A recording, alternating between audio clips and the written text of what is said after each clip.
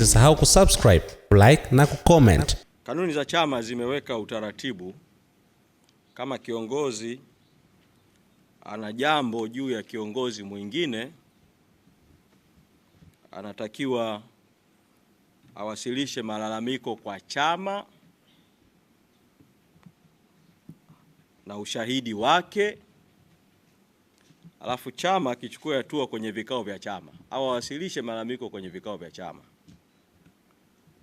Kwa hiyo kwenda kuzungumza na vyombo vya habari kuhusu madai yoyote yale yanamhusu kiongozi yoyote yale, yawe ya ukweli au ya uongo, ni kinyume na katiba ya Chadema na kanuni za Chadema na maadili ya Chadema. Kwa hiyo kazi husika huko zimechukua hatua kwa kadri walivyochukua hatua. Kwa hiyo Bakari, kama kuna mtu ambaye hajaridhika na hatua ambazo zimechukuliwa na ngazi husika huko na kwamba hawajafuata katiba au hawajafuata kanuni au hawajafuata utaratibu katika mchakato wa kuchukua hizo hatua, basi anayo haki ya kukata rufaa. Lakini rai yangu kwa ujumla kwa viongozi wa Chadema kote nchini ni kuwakumbusha viongozi wa chama, kama mtu ana jambo lolote, kupitia mkondo wa chama. Sasa kwa nini kwa kesi hizi hatua zimechukuliwa mapema? Sisemei hao makatibu wa kanda waliochukua hatua huko watasema wenyewe misingi ya kuchukua kwao hatua, lakini kwa nafasi ya mtendaji mkuu niwaambie tu kwamba kuna taarifa tulikuwa nazo kabla za uwepo wa watu ambao walikuwa wanazunguka kushawishi baadhi ya viongozi na wengine wakakataa kufanya press conference za kusema hizo tuhuma kwa kupewa pesa, kwamba mtu anapewa milioni 2 kwa press conference ili akazungumze hayo. Sasa ukisha kuwa na madai hayo na tuliyapata kabla, alafu matukio yakatokea, na kabla yake kuna press conference ilifanywa na mtu ambaye sio kiongozi wa chama, katika hali ambayo inaonyesha kabisa kwamba kuna mpango unaendelea, hatua za kuchukua katika mazingira kama hayo zinakuwa za tofauti sana, kwa sababu hapo sasa hakuna nia njema ya kuzungumza mambo ya chama, ila kuna usaliti na kutumika kutaka kuchafua chama na viongozi wake kwa mazingira hayo tu ya uwepo wa madai ya mipango na rushwa. Lakini kwa kuyasema hayo, niweke indhari mbili, kwa sababu katibu mkuu ndio ofisi ambayo inapokea rufaa zinapokuja. Nasema hayo bila kuingilia hatua zozote ambazo mwanachama ataamua kukata rufaa na kujustify kile alichokifanya. Na nasema haya vile vile bila kuingilia uhuru wa wanachama na viongozi. Kama mtu ana malalamiko dhidi ya yoyote kwenye jambo lolote, afuate utaratibu wa kikatiba na kikanuni kwa kuwasilisha malalamiko rasmi kwa maandishi na ushahidi na kwenda kupeleka hilo jambo kwenye vikao vya chama. Juu ya ndugu yangu wa jambo Joseph, kuhusu Joseph Mbilinyi na mikutano, umezungumza kwamba kwenye kanda nyingine viongozi wamepokelewa na wenye viti wa kanda, na lakini kanda ya Nyasa hakupokelewa, na baadaye kazungumza kwamba kuna mikutano mingine ambayo ilikuwa inaendelea Morogoro. Msemaji mwingine akawataja Lema na Boniface kwamba walikuwepo kwenye hiyo mikutano mingine, na akatoa maelezo ambayo nimeyasikia. Ni vizuri wanahabari mkafahamu, kuna mambo hatuyasemi kwenye vyombo vya habari, lakini lazimika kusema kwa sababu yameulizwa. Tulipopanga operation ya katiba mpya Free Tundu Lissu na tukatangaza hapa ratiba ya operation, tulisema kwamba tunakwenda kufanya uzinduzi wa kitaifa Katoro, kanda ya Victoria, mkoa wa Geita, na baada ya uzinduzi wa kitaifa tukasema tutakwenda kanda kwa kanda. Kwa tulipopanga ratiba ya uzinduzi Katoro, zipo kanda ambazo zilishaanza mikutano kabla hata ya uzinduzi wa kitaifa operation. Tulipopanga ratiba ya Katoro, katibu mkuu nikatoa wito tu kwa kanda zote katika ile siku ya uzinduzi wa mikutano ya taifa ya Katoro Geita, kanda ya Victoria, kanda zote zisitishe mikutano maeneo mengine, na kadiri inavyowezekana wenye viti wote wa kanda na viongozi wengine kwa kadiri ya uwezo watakaojaliwa wafike Katoro kwenye uzinduzi wa kitaifa. Wakati hili linaendelea, kati ya kanda ambazo zilikuwa zinaendelea na ziara ni kanda ya Nyasa, ambapo Joseph Mbilinyi ambaye ni mwenyekiti wa kanda pale alikuwa anaendelea na ziara katika mikoa mbalimbali. Wakasitisha ziara wakajiunga kwenye uzinduzi. Baada ya uzinduzi tulioufanya Katoro, tukaendelea na msafara operation tukiwa tuna timu moja na msafara mmoja. Mpaka baadaye makamu mwenyekiti wa chama akapata safari ya kwenda nje, Mheshimiwa John Heche, na tukaongoza hiyo timu mpaka tukafika Arusha, tukamaliza operation ya awamu ya kwanza. Tulipomaliza operation ya awamu ya kwanza Dodoma, watu tunaopambana nao wakataka kujaribu kujibu ukubwa wa operation tunaoendelea nayo kwa kutengeneza misafara miwili ya ziara ya chama hicho ambacho kiko madarakani kwa njia haramu, na kuanza kufanya mashambulizi kwa staili walioifanya. Na sisi kimsingi tukashauriana na tukatoa baraka tu kwamba maeneo mengine yanaweza kuendelea na mikutano wakati operation ya kitaifa ikiendelea. Sasa kule kanda ya kati tulikuwa tumemkabidhi jukumu kwa azimio la kamati kuu ambalo nilitangaza hapa, Mheshimiwa mpambanaji Godbless Lema na mpambanaji Salma Kasanzu kuwa wasimamizi wa kanda ya kati. Kwa walikuwa wamepanga ratiba ya mikutano kule Morogoro, na wakawepo kule Morogoro na wakaalikana wenye viti wa kanda kushiriki hiyo operation. Kwa ndio sababu mwenyekiti wa Pwani akaenda Morogoro Turiani na mwenyekiti wa Nyasa. Sasa kuhusu mwenyekiti wa Nyasa mahususi, kwa nafasi ya mtendaji vile nilizungumza na Joseph Mbilinyi mpambanaji kumuuliza kwamba bwana, msafara unakwenda kwenye kanda yako, una join katika hatua ipi? Na akawa ameeleza kwamba yeye kwa sababu alifanya ziara awamu ya kwanza kanda ya Nyasa, tukaisitisha ziara aliyokuwa nayo akashiriki Katoro.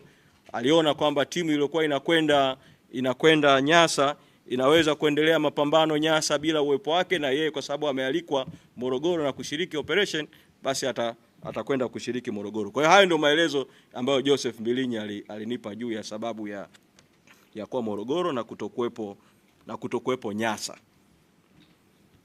Maswali ya pambazuko juu ya nimeshajibu kuhusiana na masuala ya Sugu na Boni na Lema. Nimeshajibu kuhusu hili la waliochukuliwa hatua, lakini umeuliza dimension moja kuhusiana na mwenyekiti Lissu wakati akiwa makamu mwenyekiti, kutoa tuhuma kuhusiana na ulichokiita madai ya ufisadi au fedha chafu ndani ya chama. Chama hiki katika kuchukua hatua au katika kufuatilia mambo, kwa kweli ofisi ya katibu mkuu, kwa sababu imepewa dhamana tu kwa niaba ya chama kufuatilia masuala mbalimbali, haibagui hadhi ya kiongozi. Kwa hiyo mambo mengine hatusemi kwa sababu ni ya ndani. Mwenyekiti Lissu wakati akiwa makamu mwenyekiti, naye alitakiwa kutoa maelezo kwenye kamati kuu kuhusiana na jambo hilo, na sasa yaliyojiri ndani ya kamati kuu na nini kiliamuliwa kwenye kamati kuu si wakati wake kuyazungumza hapa, lakini nataka kuambia tu kwamba hatua kama hizi ambazo zinachukuliwa kwa wengine, sababu alikuwa ni kiongozi wa kitaifa, ofisi ya katibu mkuu ilifanya huo mchakato. Na nalisema hili ifahamike kwa kiongozi yoyote wa ngazi yoyote, kama akifanya jambo lolote likaonekana kwamba linakwenda au linadaiwa kwenda kinyume na katiba au kanuni au maadili au itifaki ya chama, utaratibu wa kikatiba utafuatwa. Na sisi katiba yetu ina mikondo miwili ya kushughulikia mashauri mbalimbali. Na kanuni zetu na miongozo mbalimbali. Ina mkondo wa nidhamu unaweza kuamua kutumia mkondo wa nidhamu kwamba hapa kuna utovu, tuhuma za utovu wa maadili au kiukwaji wa maadili.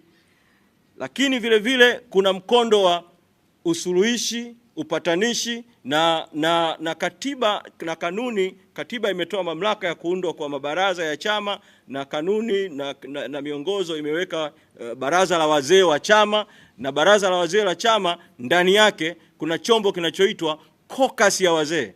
Caucus ya wazee, wazee wachache ambao wanaonekana wanaweza kuingia kwenye caucus, ambao wanaweza wakawa washauri, wasuluhishi, wapatanishi yanapojitokeza baadhi ya mambo ambayo inaonekana kwamba hayana sababu ya kwenda kwa mkondo wa maadili au mkondo wa nidhamu, basi zinaanza hizo hatua za usuluhishi ambazo zinafanywa na baraza la wazee. Kwa hiyo nitumie fursa hii vile vile kutoa mwito kwa baraza la wazee nchi nzima, kwa sababu mwongozo tulishausisitiza kuanzia mwaka 2025 kuhakikisha ngazi zote za chama nchi nzima zina caucus za wazee, na caucus hizo zifanye kazi ya usuluhishi, zifanye kazi ya upatanishi, zifanye kazi ya ushauri, kwa sababu sio kila jambo linahitaji kwenda kwenye mkondo wa nidhamu, mkondo wa maadili. Maadili, nidhamu ni hatua ya mbele, kama mambo hayahitaji kwenda kwenye hatua hiyo kwa haraka. Lakini kama ni mambo yanahitaji kwenda kwa hatua hiyo kwa haraka, kutegemea na jambo, basi ngazi na mamlaka husika za kichama zinafanya maamuzi kwa mujibu wa katiba, maadili na itifaki ya chama. Ndugu yangu, umesema juu ya maelekezo ya katibu mkuu kutokutekelezwa au maelekezo ya chama kutokutekelezwa. Sina taarifa ya uwepo wa maelekezo ya katibu mkuu ya kwamba yamesimamisha kiongozi eneo fulani afu maelekezo hayo yakaacha kutekelezwa. Sina hiyo taarifa. Kwa kama kuna maelekezo mahali fulani yametolewa na ngazi fulani alafu hayakutekelezwa, basi ni vyema ukaiuliza hiyo ngazi, kwa nini maelekezo yenu mliotoa hayajatekelezwa, na kama kuna mtu atakuwa hajaridhika na hatua ambazo zimechukuliwa na ngazi fulani, basi utaratibu wetu wa katiba yetu uko bayana juu ya namna ya kukata rufaa na ngazi za kukata rufaa.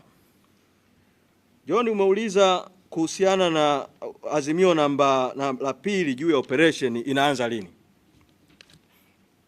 Kamati kuu imekutana Kigoma tarehe 30 mwezi Juni. Kikao imefanya maamuzi. Kwa katiba ya chama, kamati kuu ikishafanya maamuzi kwamba operation itaendelea kupitia mikutano ya hadhara, makongamano, vikao vya ndani na njia nyingine, operation itaendelea kanda 3 zilizobaki na baadaye itaendelea mikoa mingine nchini. Wajibu wa kuandaa utekelezaji ni wa secretariat ya kamati kuu. Kwa hiyo bado secretariat haijakaa kutokana na haya matukio ya hapa katikati niliyoyaeleza, msiba, baada ya msiba wajumbe wengine wa secretariat walikuwa msibani, wengine walikuwa hapa Dar es Salaam, baada ya pale kesi ya Lissu, baada ya pale kesi tena ya chama, kesi tena ya chama, hiyo lockdown ambayo serikali iliweka bila kuitangaza waziwazi ya tarehe 7. Kwa hiyo sasa tutafanya kikao, secretariat itakaa, itapitia mpango kazi na bajeti ya chama na mpango uliopitishwa wa operation, itapanga sasa ratiba ya kina, tunaanza lini, tunaanzaje, utaratibu gani, na tukishapanga hizo taratibu mtajulishwa kuhusiana na ratiba ya operation inayofuatia. Lakini katika hatua hii, kwa sababu operation inahitaji fedha, na baraza kuu ambayo ni kikao kikubwa kweli kweli, baraza kuu kwa bajeti iliyopitishwa kwenye mpango kazi, baraza kuu linahitaji milioni 334 kufanya baraza kuu. Ni kikao kikubwa. Nitoe ombi kabisa maalum sana. Kwa kweli tuna mahitaji sana ya kifedha, sana kwa sababu hatuna ruzuku na tegemeo letu ni tone, kwamba wananchi wachangie tone na wadau wachangie tone. Tunaomba mchangie kupitia akaunti ya chama, makao makuu, benki ya NMB, akaunti namba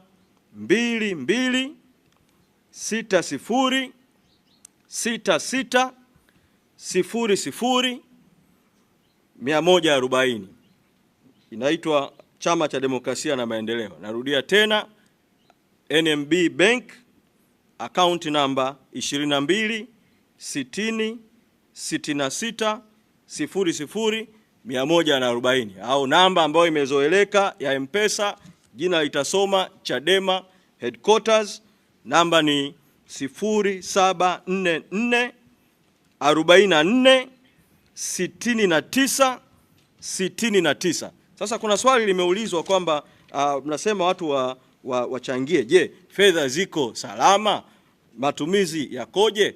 Tulipoondolewa tu zuio haramu tarehe 15 mwezi Aprili, kauli niliyoitoa hapa makao makuu ya chama mbele yenu waandishi wa habari, niliwaambia kupitia kwenu Watanzania waichangie Chadema, na tukaweka utaratibu kwamba watu wachangie kwa mifumo hiyo, na tuliwaambia kwamba fedha zenu zitakuwa salama. Na naomba niwahakikishie tu kwamba fedha zinazochangiwa za chama ziko salama na zinatumika kwa mujibu wa taratibu za kifedha, kwa maamuzi ya vikao, na taarifa za mapato na matumizi zinatolewa kwenye vikao vya chama.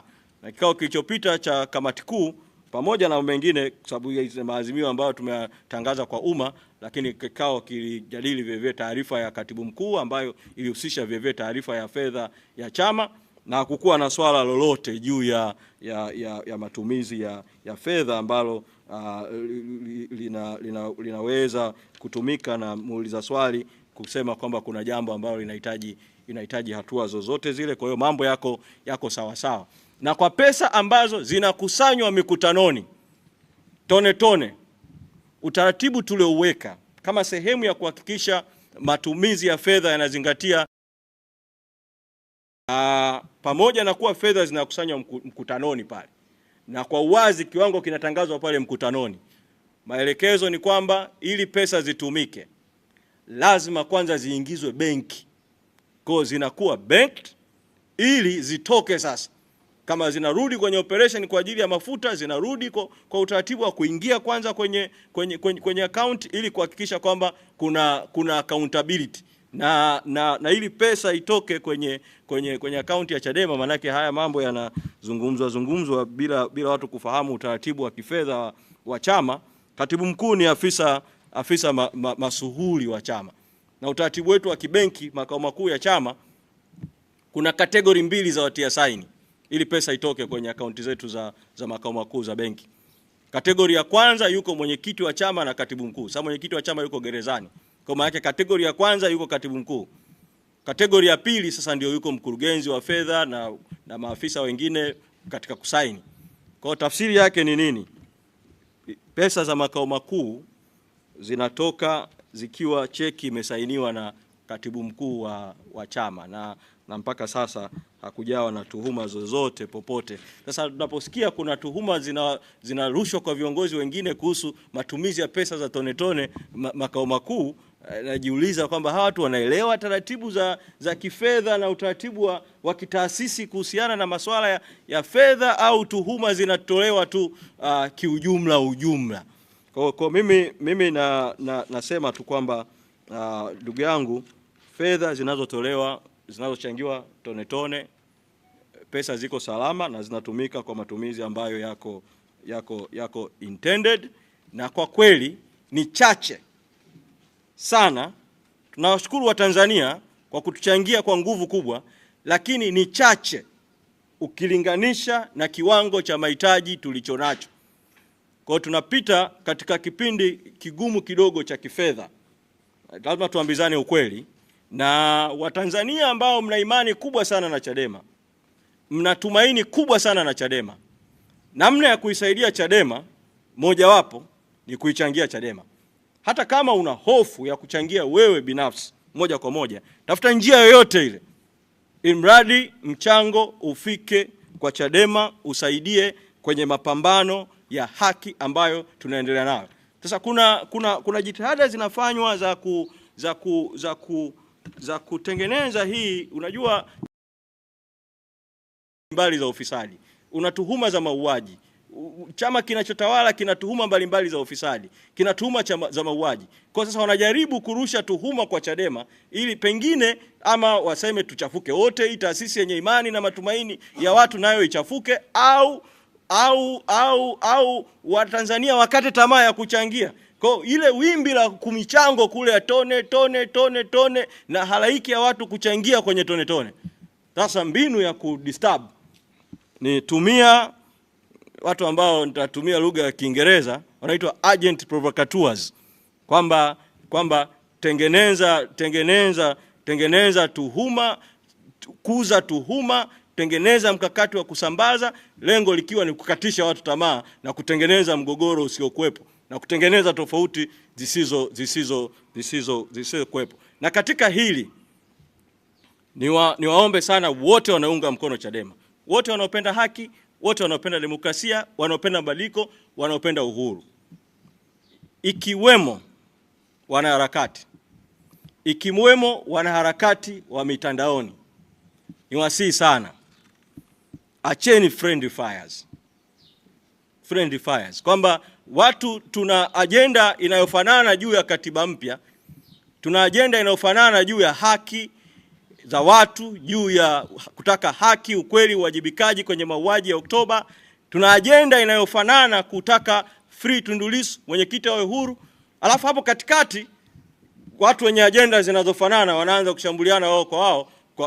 Watawala watakuwa wana faida, wanafurahi sana kwamba sasa mjadala unahama, kwamba hapa sasa kuna diversion, kuna division, kuna deception. Bibi nasema tulenge agenda moja, tulenge mstari ulionyooka, na mstari ulionyooka ni katiba mpya, free Tundu Lissu. Na mimi nasema kwamba kwa heshima kubwa sana, na nashukuru na nawashukuru sana wote ambao wameendesha kampeni ya kumlinda makamu mwenyekiti wa chama Mheshimiwa John Heche. Ni jambo zuri sana watu kulinda viongozi wa chama, lakini niseme kwamba imetosha. Tutatolewa kwenye mstari, tutaanza kujadili vyombo vya habari, mitandaoni, kila mtu tunajadili kuhusu madai ambayo hayana msingi. Hapa tunamlenga makamu mwenyekiti, afu tunaacha katiba mpya, tunaacha Tundu Lissu, tunakuwa diverted, tunakuwa diverged, tunakuwa divided. Tusiwafaidishe watawala ambao wana hali mbaya, wana mbinyo wa kimataifa mkubwa sana unaohitaji haki Tanzania, wana mbinyo wa ndani wa wananchi wa nguvu ya umma mkubwa sana. Tumefika katika hatua ambayo sasa watawala wanatakiwa kukubali matakwa ya umma pamoja na kutoyapenda ya haki. Alafu kuna fungua Pandora box ya friendly fires, huyu anamshambulia huyu, huyu anamshambulia huyu.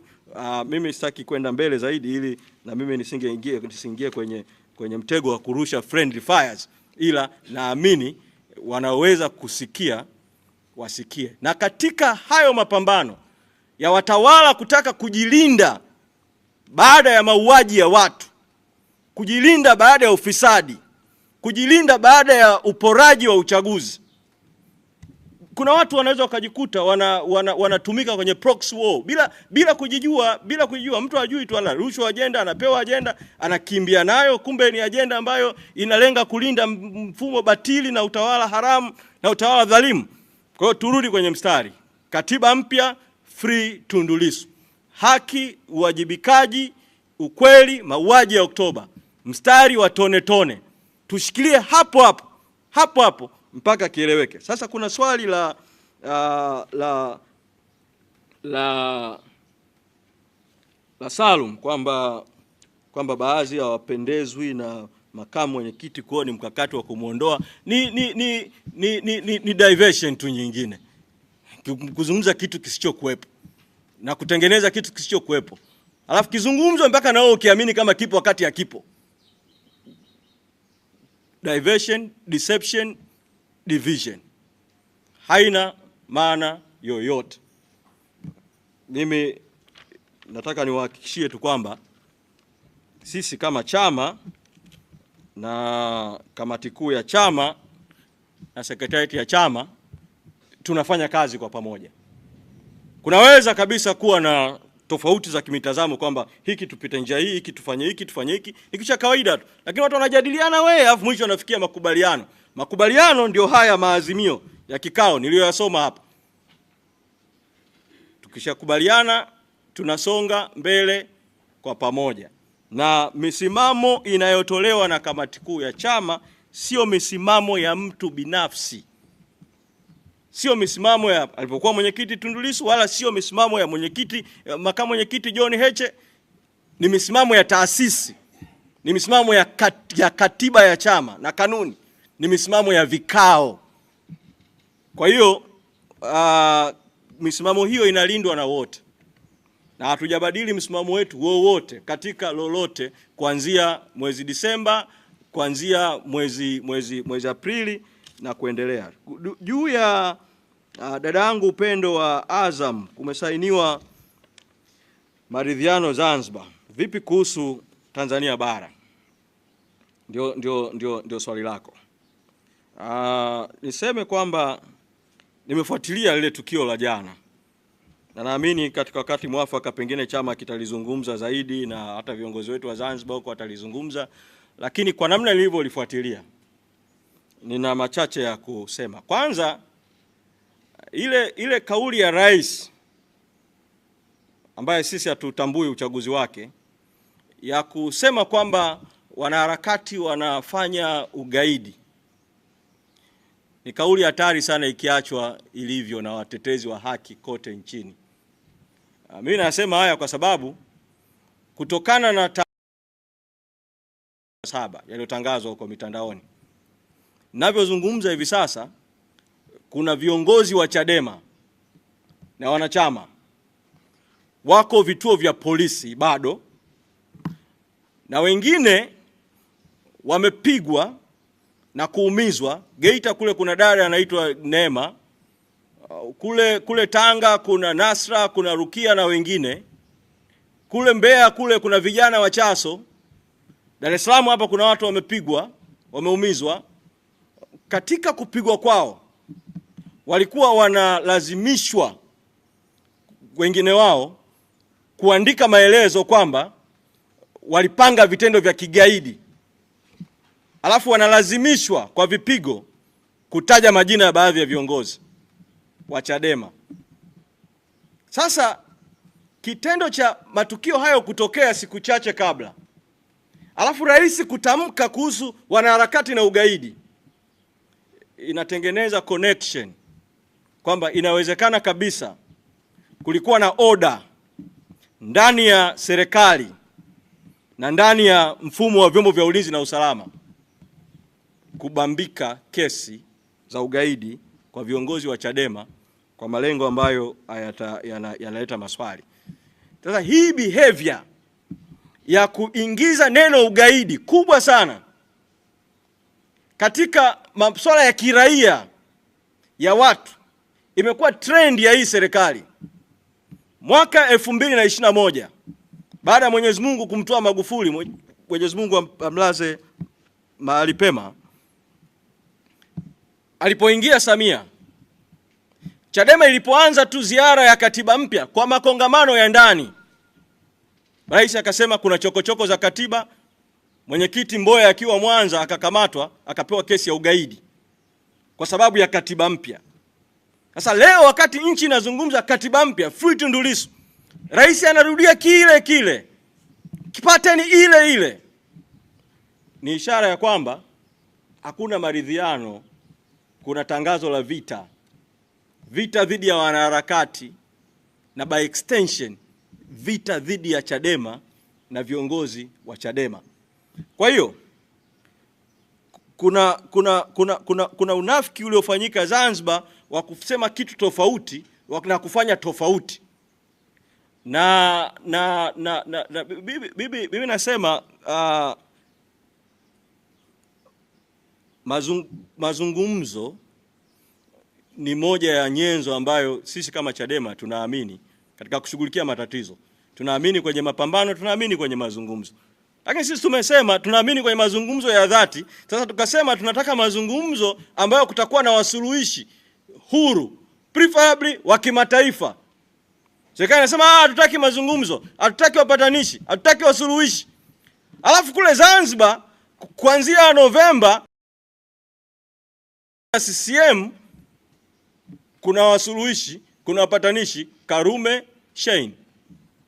Na foundation ya mazungumzo ya Zanzibar imejengwa kwa miaka mingi ya mazungumzo ambayo yalihusisha jamii ya kimataifa kuanzia wakati Commonwealth ilipokwenda kuingilia matatizo ya Zanzibar. Kwa kule Zanzibar inaonekana ni sahihi kuleta watu wa nje kushughulikia mgogoro, lakini muungano Tanzania inaonekana ni shida. Sasa tunataka kusema kwamba tutayazungumza haya na tutatoa mwelekeo, lakini ninachokiona ni kwamba ACT imeamua kwa mara nyingine tena, pamoja na mauaji ya tarehe 29 ya watu na siku zofuatia, kusaliti damu za watu na kusaliti harakati za mabadiliko. Kumezungumzwa kule, moja ya mambo watakayozungumza watakapoingia kwenye serikali ya umoja wa kitaifa na tume itakayoundwa ni kwamba watazungumza kuhusu marekebisho ya katiba ya Zanzibar. Kwa matatizo yetu ya kikatiba, ya katiba ya Zanzibar, ya katiba ya muungano, huwezi kushughulika na mapungufu ya katiba ya Zanzibar bila kushughulika kwanza na mapungufu ya katiba ya muungano, ikiwemo kuhusu muundo wa muungano. Lakini kunapelekwa hiyo danganya toto ili Watanzania wajenge impression kwamba sasa nchi ina maridhiano, kuonekana kuna maridhiano, alafu upande wa pili umefungua mapambano. Tunasisitiza tu yule msimamo wa kamati kuu. Kamati kuu ilishasema masuala hayo ya na maridhiano ni matokeo, kinachotangulia ni mazungumzo. Kamati kuu imesisitiza hizo vya awamu tofauti tofauti kwamba waje wasuluhishi au wapatanishi wa kimataifa kuja kama kuna hitaji la mazungumzo yoyote yale, kuja kufanya mazungumzo, kwa sababu sisi tumeshiriki mazungumzo na watawala, na mimi nimepata bahati ya kuwepo kwenye timu ya mazungumzo kuanzia na rais mwenyewe mwezi Mei mwaka 2022 pale Ikulu Chamwino, mpaka kwenye timu ya mazungumzo ya watu watano kila upande. Tumezungumza kwa namna tulivyozungumza nao kwa kipindi chote tulichozungumza nao, na baada ya mauaji ya Oktoba na yote yaliyotendeka, hakuna namna kwamba utawala huu haramu dhalimu unaweza kuaminika kwamba ndio uongoze mazungumzo.